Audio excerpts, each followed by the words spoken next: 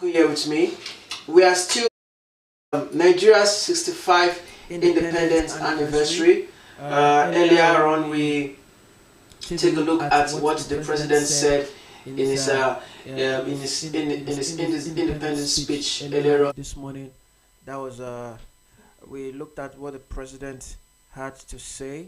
We analyzed some things, on what the president says. So Ibukun, I want you to come in. I want you to come in any way. I really want to ask something. Do people out there, even students in school, do they really know reasons why we celebrate Independence Day? Do they know the reason? Because if we know the reason, the reason should act in the masses. What is the reason? Why do we celebrate Independence Day? For unity? We come together as one. I see that as love, coming together as one. That's how we celebrate Independence Day. So, do the government, the presidents, do they love we the masses? Because, from my angle, if they love us truly, we shouldn't lack a lot of things like this. Because the population of people that die every day, on a daily basis, they are much, and it is not through anything. Suffering, people are suffering. A lot of accidents that happen on the road. Or is it because of they can't cater for clothing, shelter, a lot of things? What do you think you can say about that? Let me come in this area. I think if you really want to know if a leader of a country really cares about their people, you will see it in the things they do. You will see it in the kind of developmental projects they do. You will see it in the life of the people. But overall, I don't see that sympathy that the current leaders have on the people. Okay. Hold on. Our Nigerian leaders don't have sympathy for the masses. I must say that. Okay. I would ask you, are you proud of your country? Being proud of my country. You have to be sincere. I want to be sincere. Well, if being proud of my country, I would say yes, I'm proud of my country. Yes, okay, this is what I want. You are proud. Yes. What impact as Nigeria? Yeah. What impact has it had to you? Let me just say your lifestyle, everything about you, your dreams. You have dreams like I want to be this. Since you've, I won't say your childbirth, since you've been matured, let me put it that way. you had dreams since then. I have dreams. What are the impacts, Nigeria? Is it depreciating your dreams or things you have upstairs, or it is giving you more encouragement to do more? Okay, thank you very much. That was a very direct question. I am in my 30s. Okay, there are a lot of things that I wanted to achieve while I was going to school. There were a lot of things that I wanted to achieve while I was going to school. But the environment itself is not helping me to achieve those things. There are a lot of things I wanted to achieve. Number one, while I was still going to school, while I was in my tertiary institution, I was going to school. I dreamt of, okay, if I finish school, this is where I want to be in my career. When I finish school, this is what I want to achieve. But it is quite unfortunate that those dreams that I have lined up for myself, how many have you achieved? I'm still struggling to achieve maybe 20% of those dreams. Why? Can you imagine? Yeah. Why? Because number one, the country is not enabling. The environment is not enabling enough to help me achieve those dreams. So I believe this also extends to other Nigerians like me, to other young Nigerians out there who want to do things in their 20s, who want to do things in their 30s, who want to do things in their 40s. The only people that have the privilege to do this kind of things that we've dreamed ourselves are the privileged people. Yes. The rich kids. Yes. The rich kids. Don't we see it from the children of the Dangotes, the children of the Otodelas. So are you now saying, just imagine, we that don't have that opportunity, that privilege to be like them, what offer is the government, the president giving us? What offer are they giving us? Are we seeing it from this angle that probably the president, the authorities, they are trying, they are trying their best. Well, they've reduced subsidy. You've reduced subsidy. They've reduced it. They are trying. Yes. Don't you even think probably we should put them in prayer? Because how many citizens in other countries are praying for their president? Oh. It is only in Nigeria that we pray for our leaders. We pray for them. It is only in Nigeria. It is only in Nigeria that we pray for light to come. I don't even think it is only in Nigeria. It is only in Nigeria that we pray for things to be better. Yes, and it's getting worse. Yes, when leaders are supposed to lead by examples, when leaders are supposed to do things the way they're supposed to do. Necessary things. Our boss was saying yesterday that most of our leaders, they don't, the kind of money they embezzle these days, that what will one be doing with 1 billion naira? How can somebody embezzle the sum of 1 billion? What are you doing with that kind of money? Are you laying up wealth that you didn't sweat for your future generation? And some people are still looking for a little token to even survive. People are still struggling to survive with the sum of 1,500 naira per day. So this conversation is still ongoing.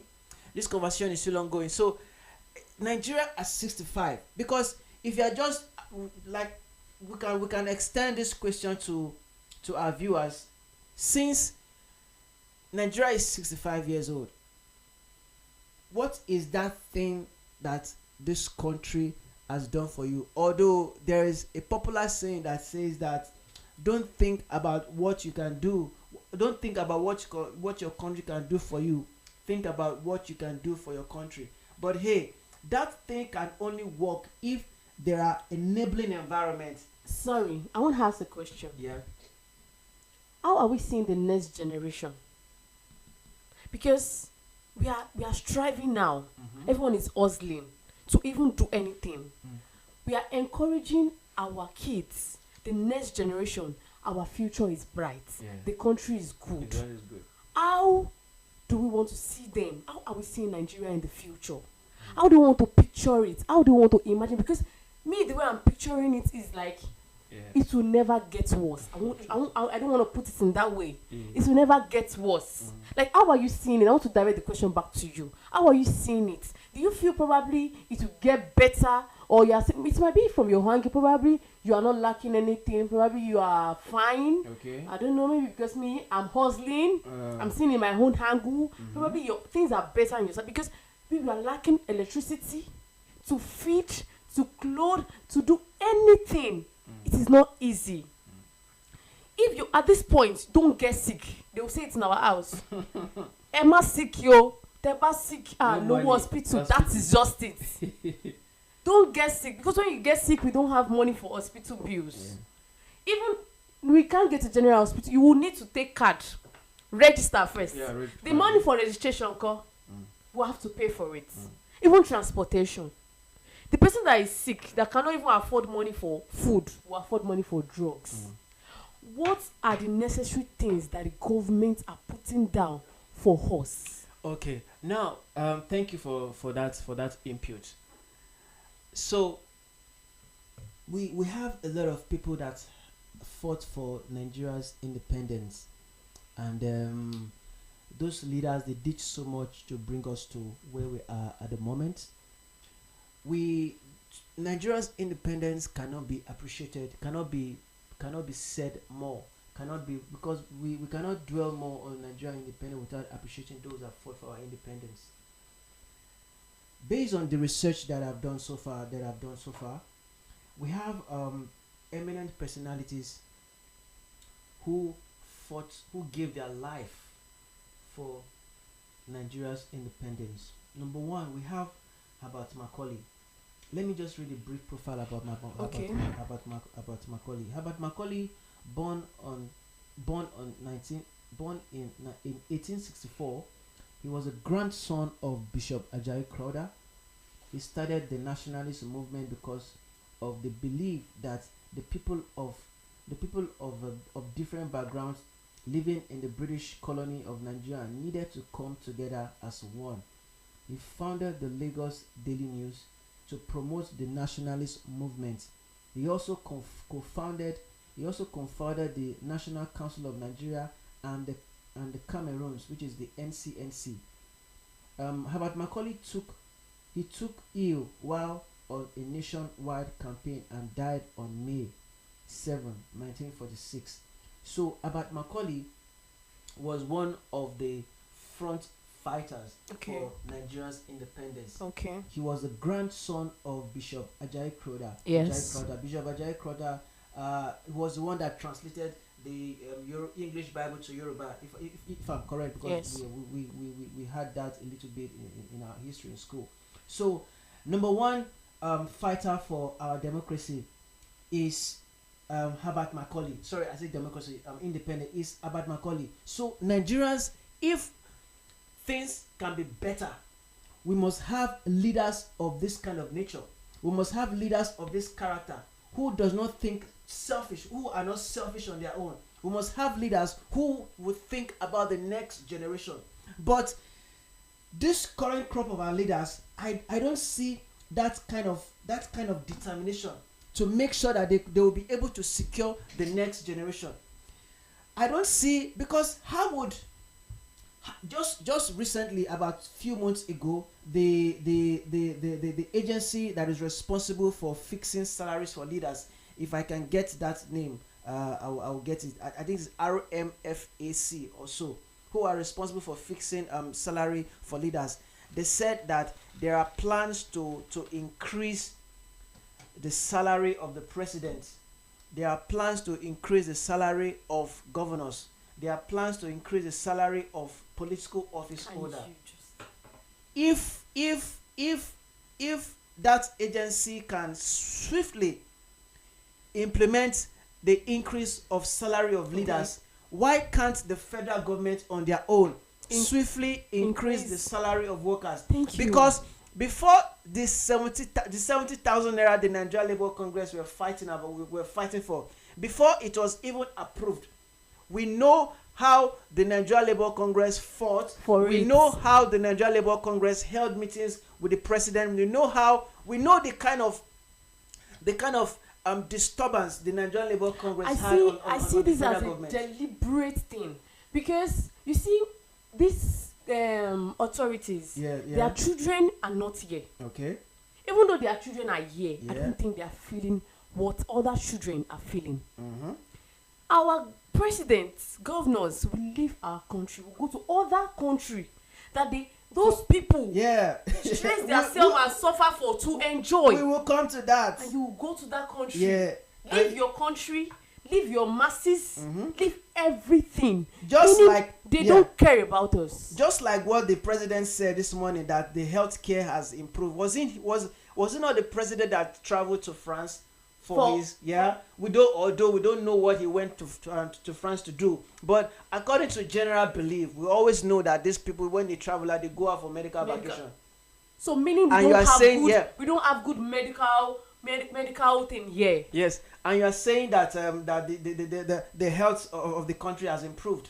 How? So that is contradictory to me, though. Do we really think?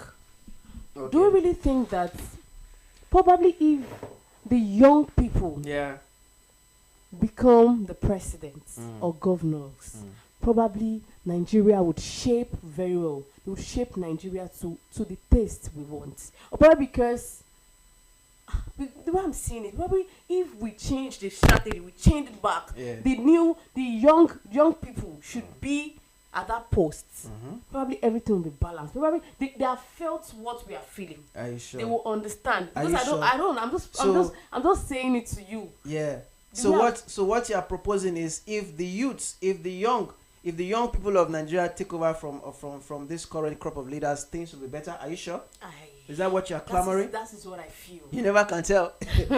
All right, listeners, if you are just listening, if you are just tuning in, this is Overt Radio. We are having our independent special morning program at this particular hour. So if you are listening to us, please just give us a shout out. Nigeria is 65. We have somebody here on Instagram. His name is Olayemi Holik. Says, I think he says he's enjoying our program at Nigeria 65. He said he's enjoying our program. So he has a question. What is your calling line? Okay, I would love to contribute in this matter. So we have somebody. Okay, Olayemi, you can call us on 0707 102 7152. That is the number to call us.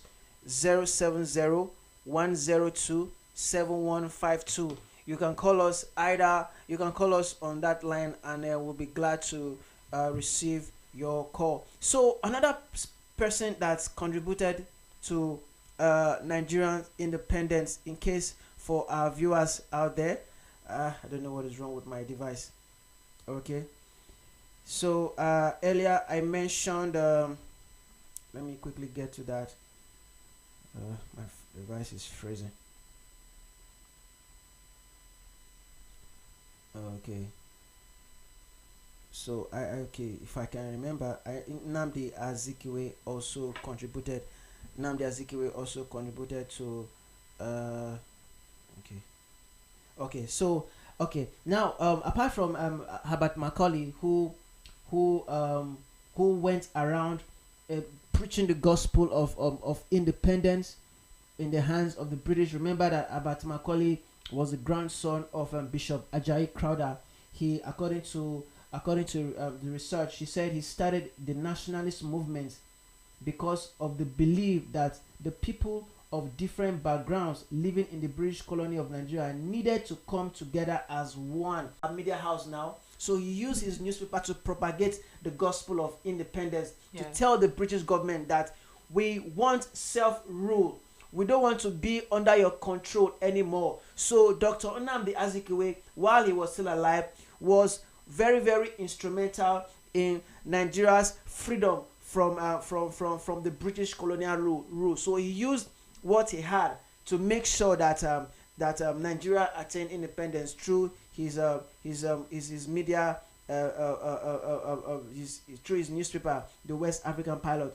Also, we move to one of the contributors of the struggle, people who struggle for Nigeria's independence, is Chief Obafemi Awolowo, the sage, born on the 6th of March 1909 in Ogun State.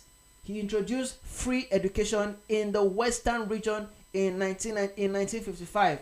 He wrote his first book, Path to Nigerian Freedom, in which he criticized Obafemi Awolowo criticized the British administration and advocated for self-governance. He founded the Action Group, the AG, in 1950, a party that called for the termination of British rule in Nigeria. He became the first Prime Minister of the Western region in 1954. This is Obafemi Awolowo. Yes. He died on the 9th of May 1987. So Obafemi really played a good role. He played a good role. Yes. He played a good role.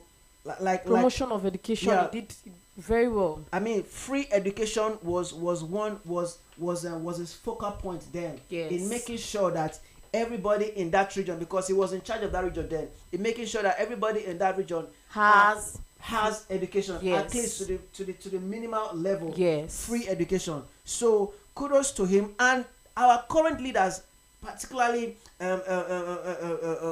Tinubu and the likes. These people were the beneficiaries of the freedom of the free education that Obafemi Awolowo offered them.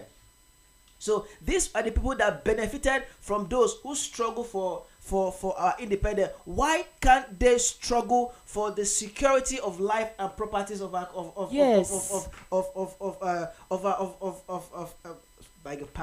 our future generation? So we need leaders that are sacrificial in nature. We need leaders who will put their life to the line. We need leaders who will make sure that policies that they are bringing are policies that will benefit the masses, not just policies for their friends, not just policies for their cohorts.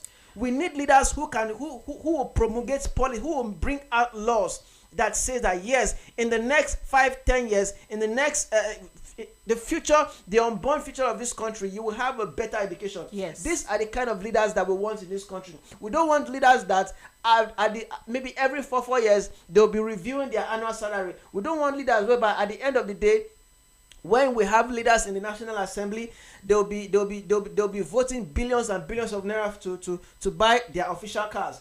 We don't want that kind of leaders. How can leaders of that nature improve the livelihood of the masses?